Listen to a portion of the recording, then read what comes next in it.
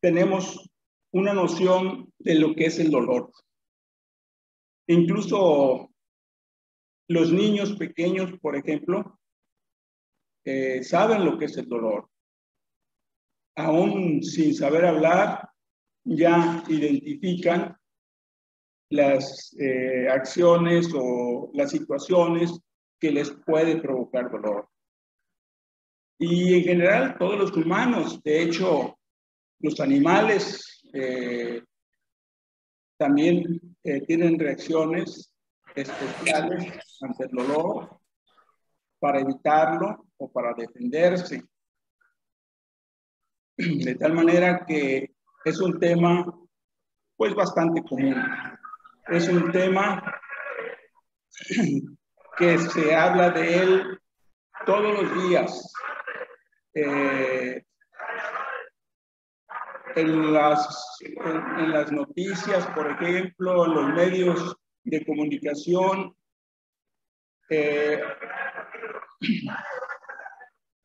todos los días estamos viendo situaciones que generan dolor, que provocan un estado de tensión, de ansiedad.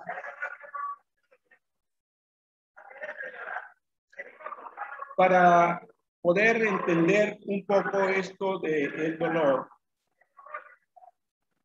tenemos que diferenciar o tenemos que considerar que hay reacciones a nivel somático y reacciones a nivel emocional. Esto complica el entendimiento, pero si analizamos con detalle, vamos a ir encontrando la relación y las causas que hay entre los factores físicos y las reacciones de tipo emocional.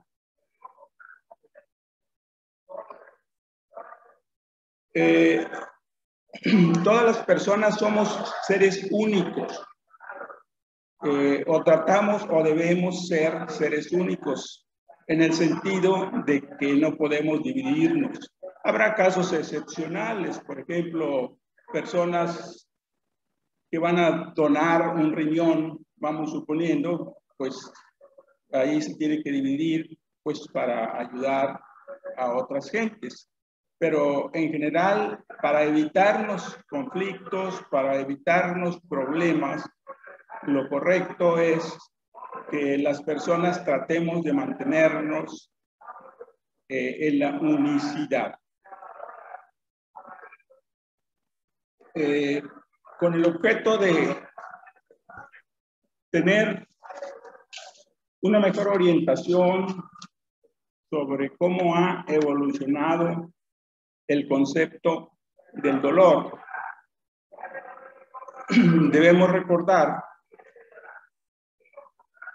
que, por ejemplo, en la antigua Mesopotamia se consideraba al dolor como una enfermedad y como un castigo divino, debido a la posesión de espíritus malignos. Incluso ahí llegaban a hacer trepanaciones para extraer esos malos espíritus y como tratamiento.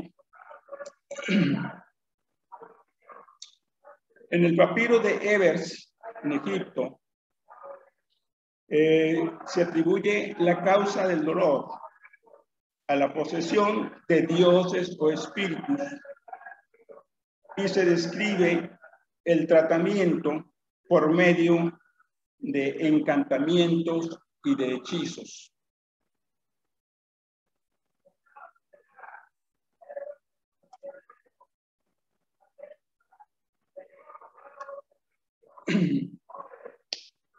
En la cultura china se consideraba al dolor como un desequilibrio entre el yin y el yang,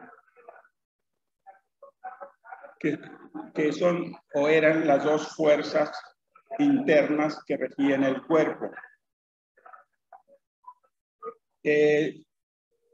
se utilizaba la acupuntura para remover los obstáculos y permitir el reflujo de las secreciones malignas. En la medicina hipocrática, en Grecia, la enfermedad se debía a un desequilibrio de los 4 humores. Y para combatir el dolor, usaban la belladona, la mandrágora y el opio, o sea, el beleño.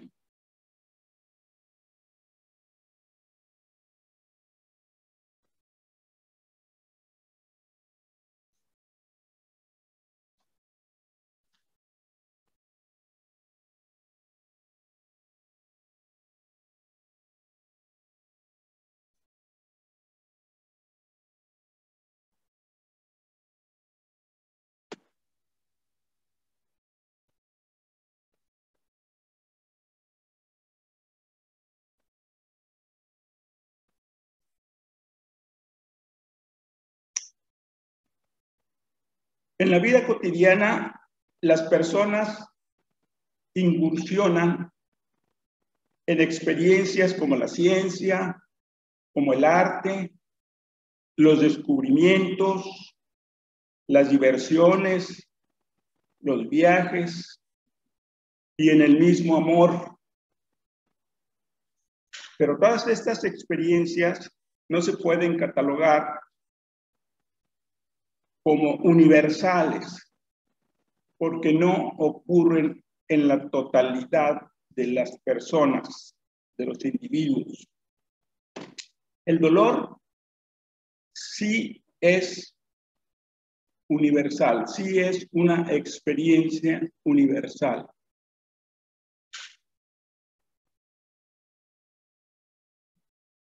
Porque ocurre propiamente en todas las personas.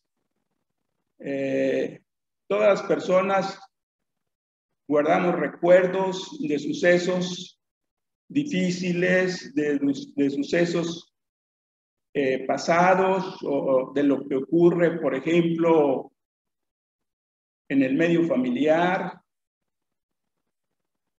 o de lo que nos toca enterarnos de lo que ocurre en la comunidad. Entonces, todo eso es motivo de que la persona reaccione con preocupación, con intranquilidad, con desesperación.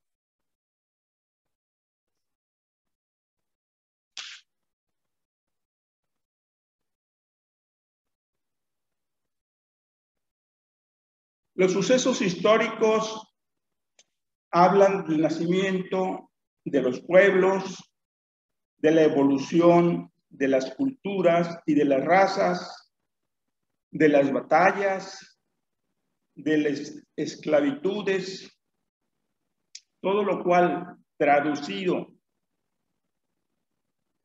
a experiencia personal no es otra cosa más que dolor físico.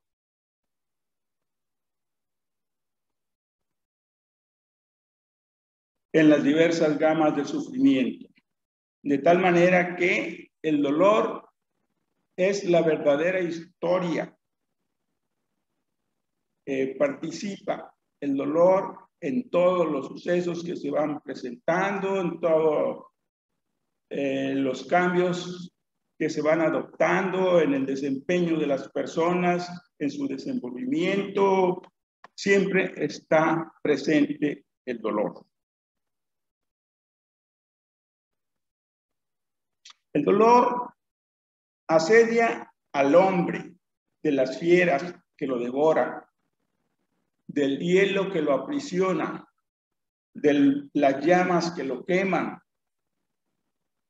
de los elementos que lo amenazan y de las enfermedades que lo postran, lo deprimen y lo matan.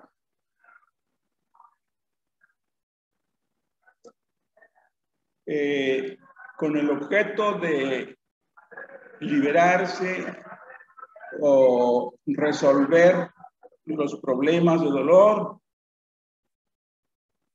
Se han hecho innumerables descubrimientos, avances. Propiamente, el dolor viene siendo es la que ha provocado, pues, que se desarrolle la ciencia médica, y por eso se dice que la ciencia médica es hija del dolor.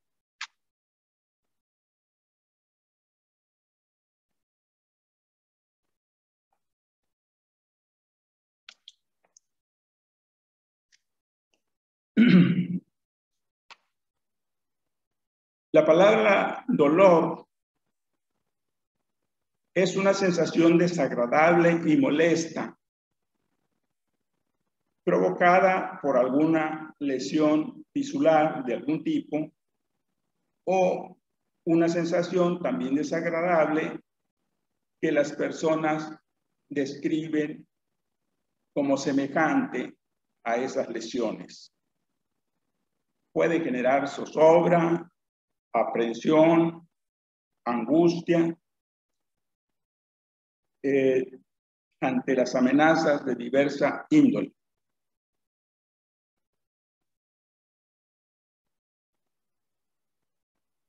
En Grecia, 3 siglos antes de Cristo, Epicuro de Samos consideraba que el placer es la ausencia de dolor o de cualquier tipo de aflicción.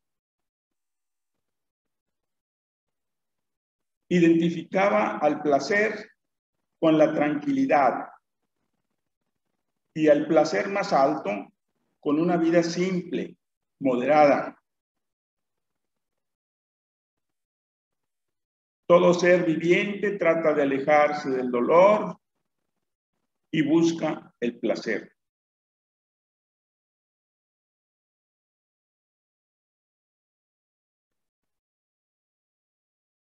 El dolor es subjetivo.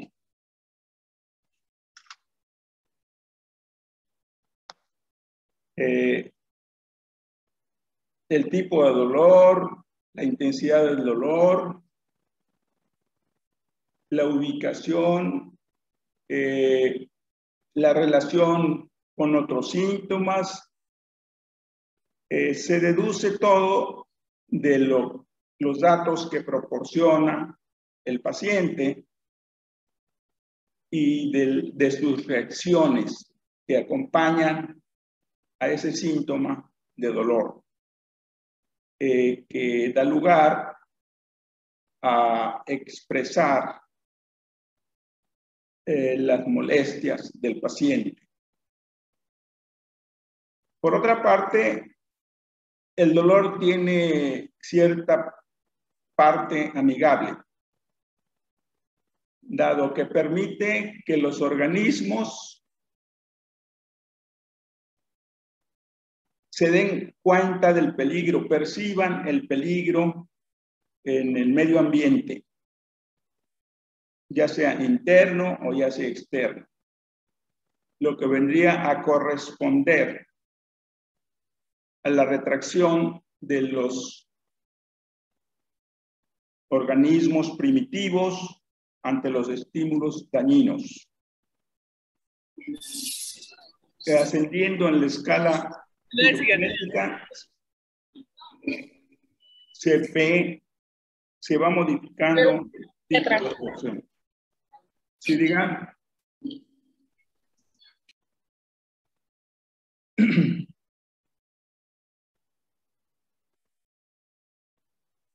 La conducta humana muchas veces está influenciada por el dolor. Las personas con dolor actúan en forma distinta a las personas que no lo presentan, a las personas sanas. De ahí que la frase, por ejemplo, de mente sana en cuerpo sano.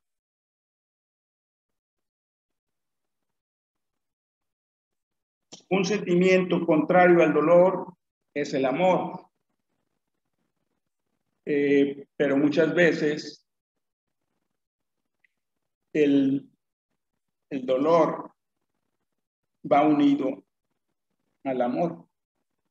Entonces, hay todas las formas de presentarse, toda la gama de presentación de este síntoma.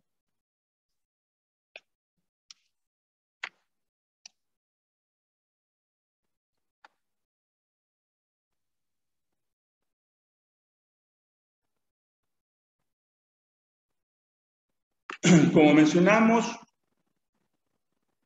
hay evidencias de que las experiencias dolorosas están influidas por variantes psicológicas y con frecuencia no se puede disociar lo psicológico de lo físico. El dolor físico está dado por estímulos dolorosos que se dirigen al tálamo, y el dolor psicológico o moral envía sus estímulos hasta la corteza, según la estructura de cada persona. Al haber un estímulo doloroso,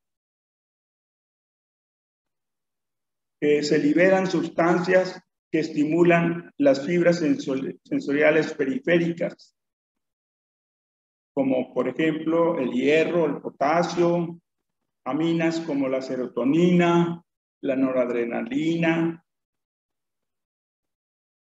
la histamina, citocinas, prostaglandinas, cininas.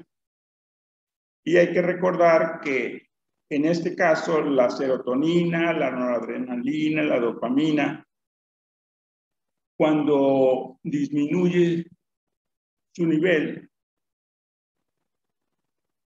da lugar a la depresión, y además de esto provoca aumento del dolor.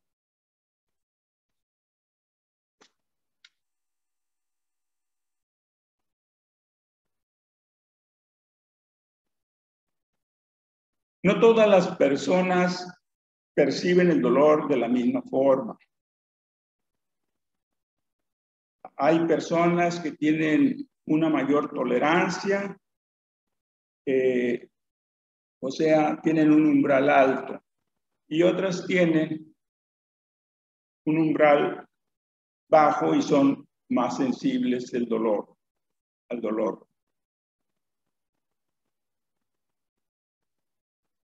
El dolor físico comienza a ser problema emocional cuando de alguna manera se tiene conciencia de él, ya sea en forma de sufrimiento, de preocupación, de temor, de angustia, de desaliento, de desesperación.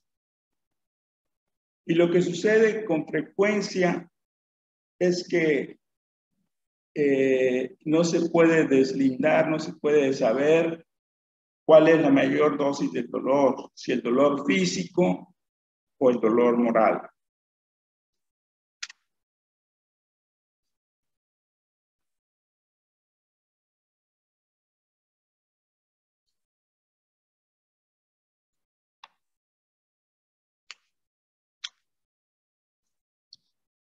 El dolor penetra todas las esferas de la vida de la persona al convertirse en dolor mental, dolor emocional, dolor espiritual y físico.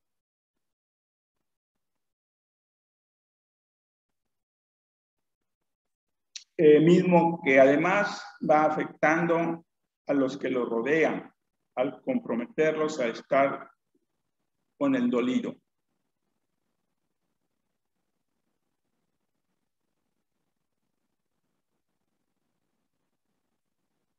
Nadie está exento de sentirlo en cualquier momento de su vida, ante la pérdida de una persona amada, de una separación, un rechazo, un divorcio o cualquier otro tipo de problemas que le toque a la persona enfrentar. Pero de hecho se considera que no hay personas que no hayan padecido dolores importantes o los van a padecer en alguna ocasión. O sea, el dolor es algo inevitable de que se presente. Algunos dolores, dependiendo de su intensidad, dependiendo su origen, dependiendo muchos factores, se podrán sobrellevar, se podrán mitigar, se podrán resolver. Pero lo cierto es que el dolor siempre tratamos de evitarlo por medio en muchas ocasiones por medio del autoengaño, pero por supuesto, pues hay tratamientos específicos para estos problemas del dolor.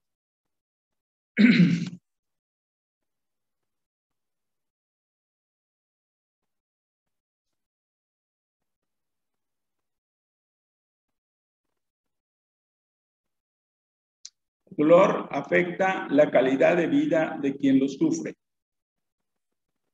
Puede interferir en los ciclos de sueño, alterar su estado de ánimo y el desarrollo de sus relaciones interpersonales. Siempre se va a tratar de encontrar la causa del dolor para establecer el tratamiento que sea más correcto. Pero en ocasiones ocurre que así como hay lesiones que provocan dolor crónico, también muchas veces afecta emocionalmente y esta alteración perdura durante mucho tiempo.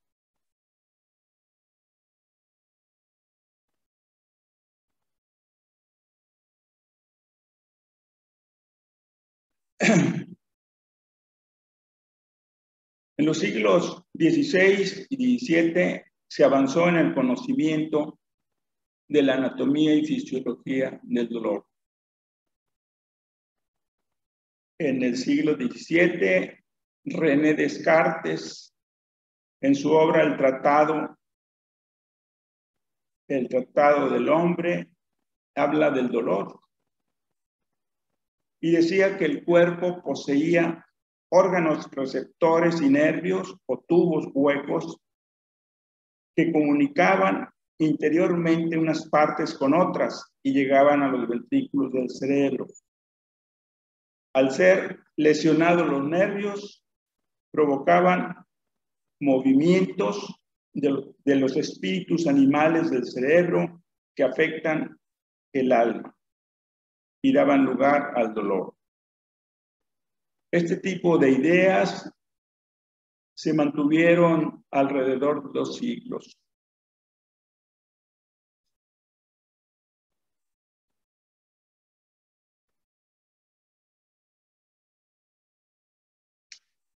En 1842,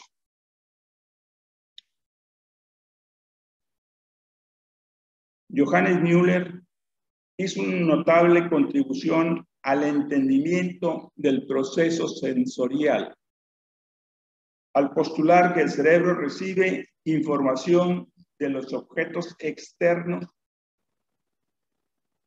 por medio de nervios sensoriales que transmiten una energía nerviosa. Hizo algunas aportaciones a la fisiología de los sentidos. Describió lo que es el sentido del tacto, los estímulos de frío, calor y dolor.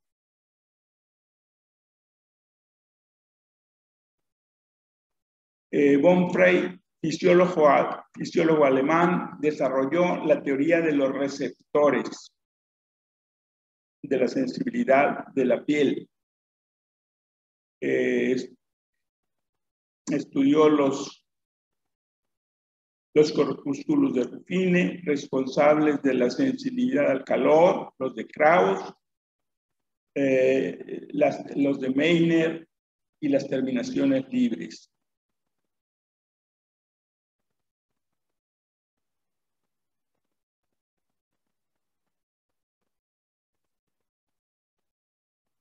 En 1965, el psicólogo canadiense Meltzer y el neurofisiólogo inglés Patrick Wall,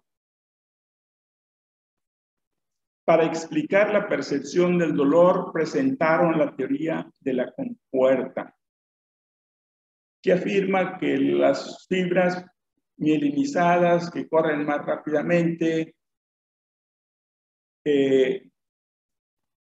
obstruyen el paso de las fibras no mielinizadas, y esto ayuda a que muchos estímulos dolorosos no lleguen al centro del cerebro. En 1982 hicieron otras aportaciones en relación con la misma teoría de la compuerta.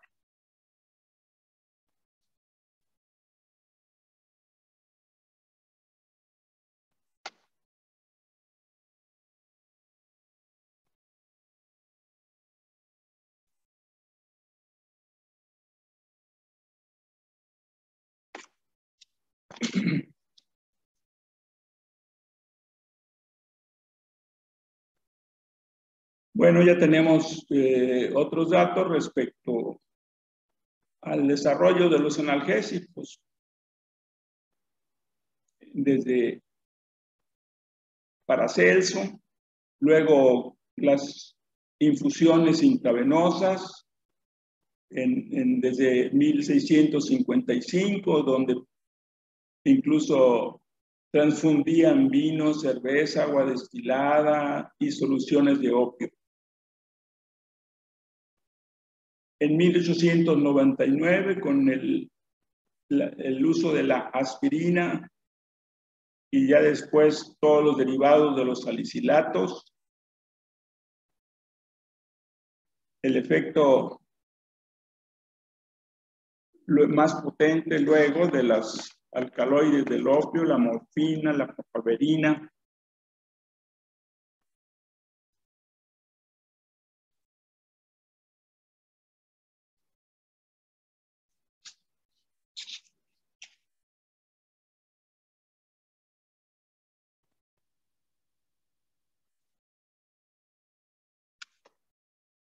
La sugestión, los placebos, la hipnosis se han empleado para romper los patrones de sufrimiento. Además, el apoyo psicológico es necesario para ayudar al paciente a discernir respecto a sus problemas y sus necesidades personales, y para alentarlo a precisar qué factores o personas le ayudan a mantener la reacción dolorosa por medio de recompensas por su sufrimiento.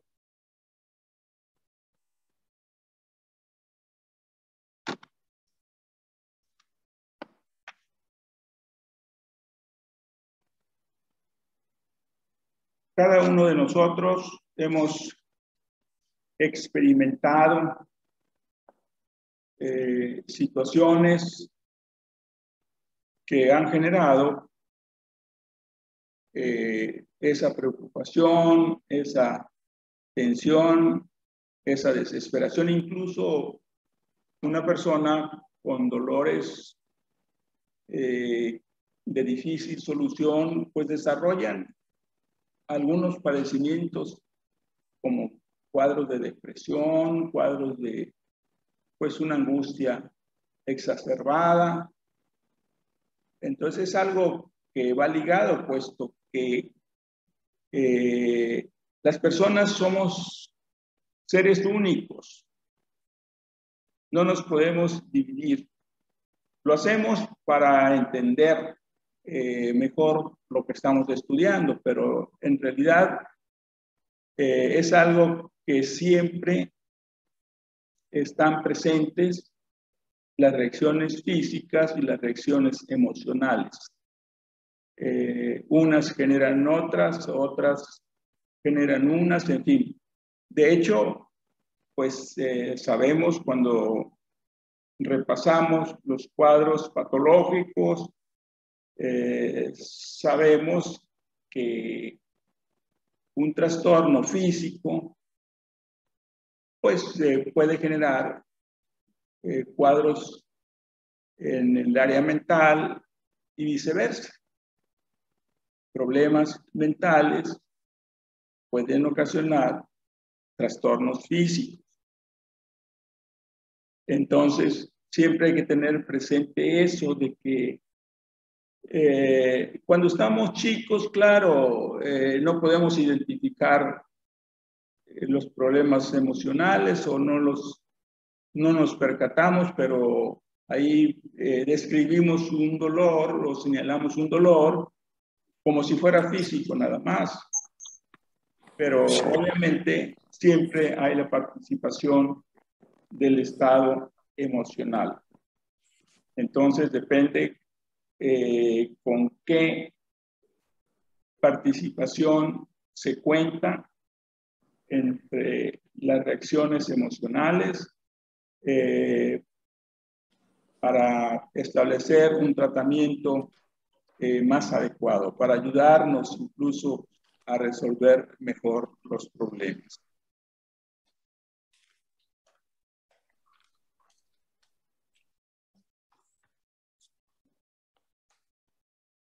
Los pacientes con dolores crónicos pueden tornarse resilientes para superar las circunstancias traumáticas, adquirir una serie de habilidades que transforman en circunstancias positivas.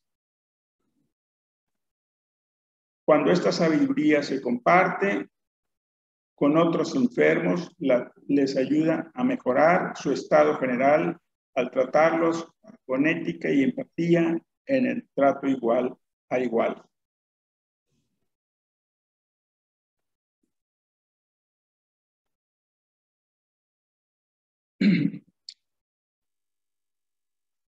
A mí me ha tocado hacer frente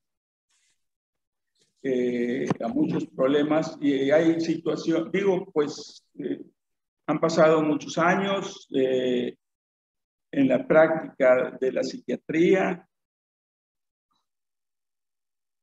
No sé de las personas que están escuchando si hay personas que conozcan, que hayan conocido La Castañeda, el hospital psiquiátrico o manicomio, como se le conocía en la Ciudad de México, que era un hospital con alrededor de 30 pabellones y en cada pabellón había alrededor de 200 enfermos, o sea, era una ciudad dentro de otra ciudad. Yendo uno por el anillo periférico en la Ciudad de México, a 2 cuadras, entraba uno al hospital y pareciera uno que estaba en otro mundo, en un mundo de dolor. Ahí sí, la persona, aunque no quisiera, tenía que sentirse lastimada de lo que le tocaba ver, lo que tenía pues que atender, el trabajo que se tiene que desempeñar, en fin. A mí me tocó estar en el último año que estuvo La Castañeda, me tocó incluso participar en clausurarla y trasladarnos a los nuevos hospitales. Pero durante ese tiempo que estuve ahí, cuando me tocó hacer la tesis de la Escuela de Medicina, y que participé como médico interno ahí, pues realmente era muy lastimoso ver los cuadros de los pacientes, pues que muchas veces no se les podía atender, no había los recursos suficientes y los pacientes sufrían mucho, sufrían frío, sufrían mala alimentación, sufrían falta de cuidados, sufrían malos tratos, golpes, no se podían defender, en fin. Entonces, eso nos tocaba ver y pues aunque no quiera uno, tiene uno que sentir lo que le sucede a las demás gentes. Propiamente en la época en la que estamos, vamos suponiendo, por medio de los noticieros que uno ve o de lo que uno se percata por los periódicos, los medios de información,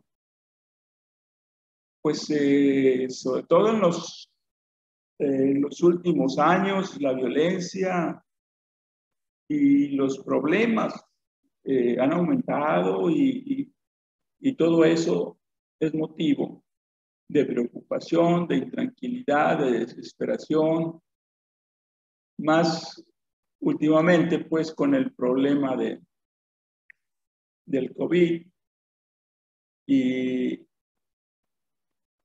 y que muchas veces, aunque uno quisiera resolver o atenderse de alguna otra forma, pues no se puede, sino que adaptarse, sobrellevar, en fin. Entonces, como hemos dicho, pues el dolor siempre está presente, es de diferente causa y hasta donde sea posible tratar de encontrar las causas, ya sean físicas y ya sean de tipo emocional. En algunas ocasiones incluso, por supuesto, el dolor se presenta también en pacientes psiquiátricos. Y entonces, y ahí es un poco más difícil identificar las causas, pero siempre se debe tratar de conocerlas para buscar un mejor tratamiento. Entonces, vamos a pasar aquí un video corto, muy corto, a ver si...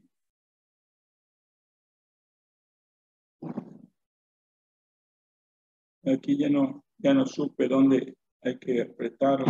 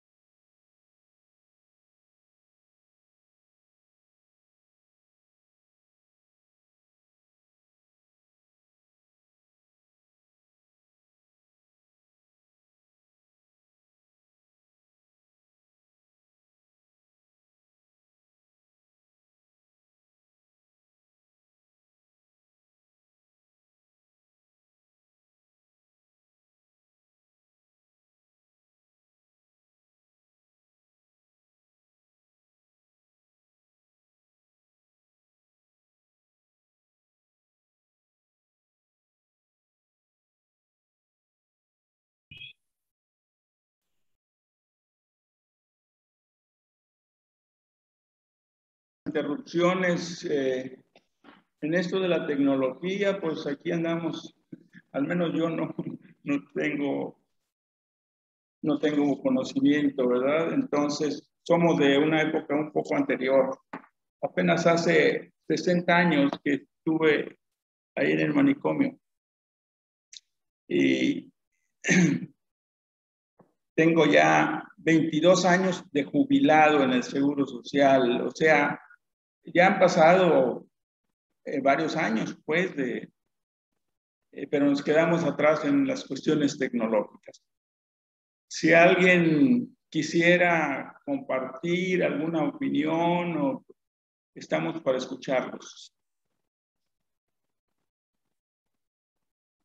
Sí, muchas gracias, doctor José Rodríguez Salazar. Aquí es tiempo de preguntas, opiniones, comentarios. Alguien que quisiera levantar alguna pregunta puede levantar la mano para poder darle uso del micrófono. ¿Alguna pregunta que tengan?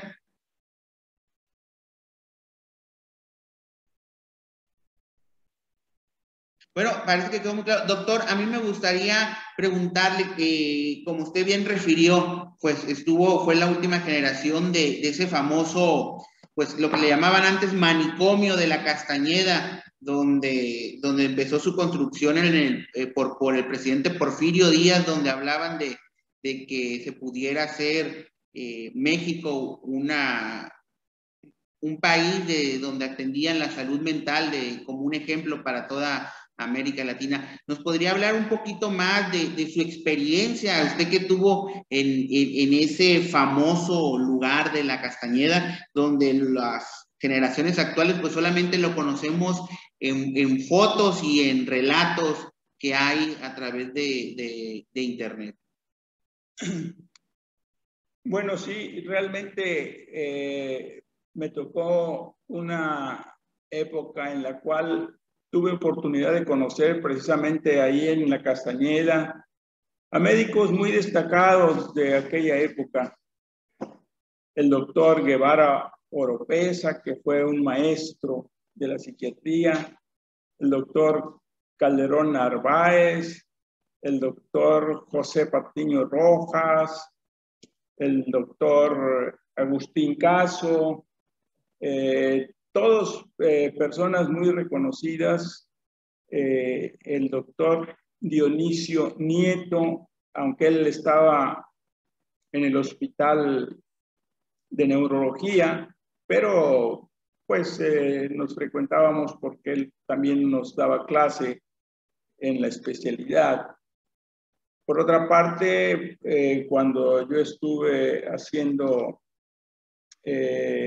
la especialidad en el posgrado en la UNAM, mi maestro fue el doctor Ramón de la Fuente, o sea, él personalmente es el que nos daba las clases teóricas. Durante 2 años estuvimos tomando clases con él. Entonces son personas pues todas muy reconocidas. Y tuvimos muchas experiencias ahí en la Castañeda. Decíamos, bueno, es que realmente en esa época la atención era muy deficiente la atención que se daba a los pacientes, porque era innumerable el número de pacientes y muy escaso el número de médicos que atendían a los pacientes.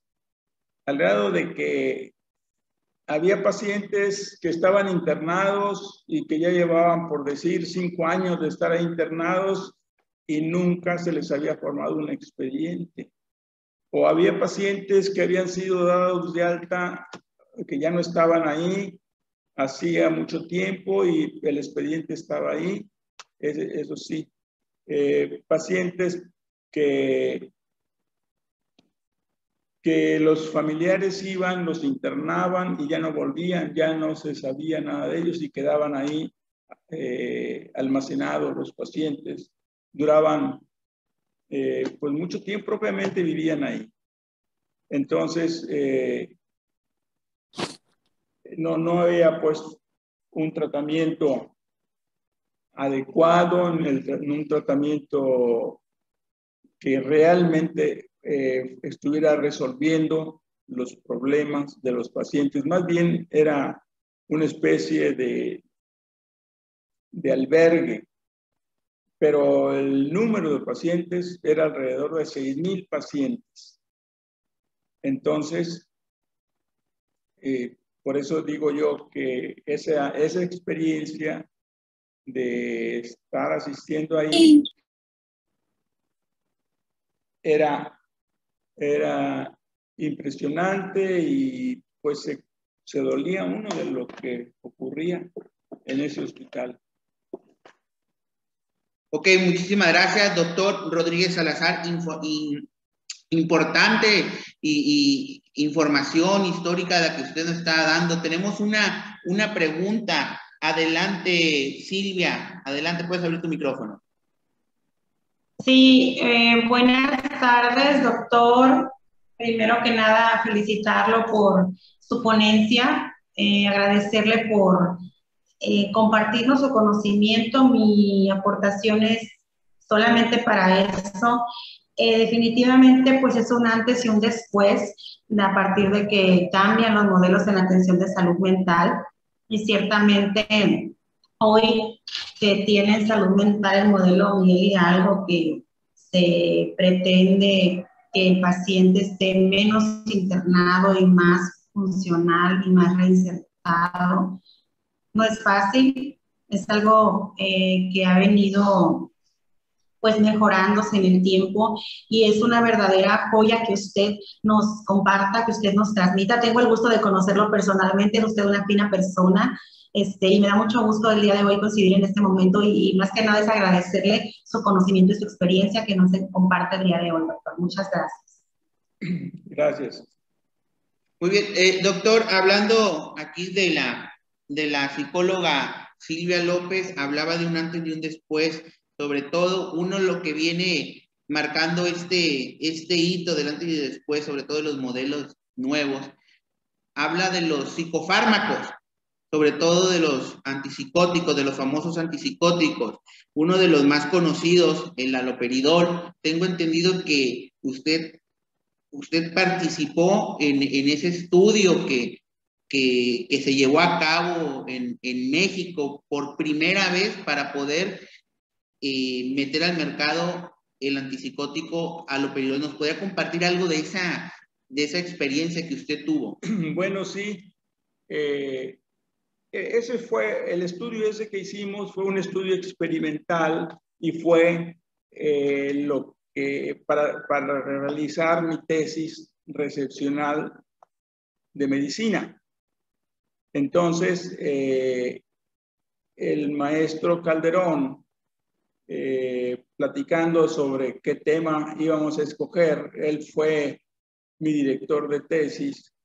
Él me propuso que había una sustancia que estaban usando en Francia y que en Estados Unidos no habían aceptado usarla para experimentar, y entonces que si quería yo hacer ese estudio aquí en México.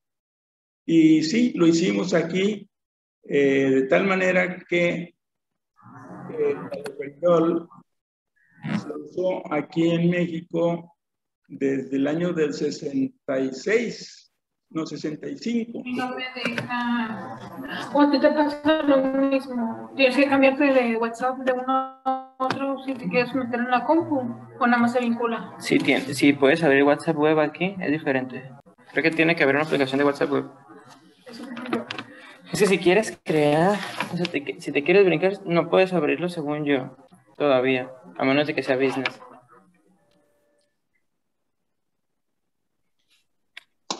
Entonces, tardamos un año para hacer ese estudio, pero propiamente eso influyó para que se empezara a usar el haloperidol. Propiamente fue en América, aquí en México, se usó mucho antes que en Estados Unidos. Ya estando yo, por ejemplo, aquí en Mazatlán, una vez vino un psiquiatra, venía de paseo aquí a Mazatlán y me saludó, se presentó conmigo y me dijo, oiga, ¿y qué están usando en los casos psicóticos agudos? Dice, porque yo conozco un medicamento que acabamos de emplear allá en Estados Unidos, lo máximo. ¿Cómo se llama? Le dije yo, ya me dijo haloperidol. Le digo, uy, ese lo conozco yo desde hace 5 años, algo así. ¿Cómo es posible? Sí, y aquí lo estamos usando. Entonces son situaciones pues que se presentan de que aquí usamos primero el haloperidol antes que en ninguna otra parte en América, por así decirlo. Ok, muchísimas gracias, doctor Rodríguez Salazar. Si no hay ninguna otra pregunta, comentario al respecto de la ponencia y de lo que nos ha compartido el doctor José Rodríguez Salazar, vamos a continuar con nuestro programa. Muchísimas gracias, doctor. Estamos muy agradecidos por habernos compartido tanta experiencia de usted, muy valiosa. El reconocimiento será, se le hará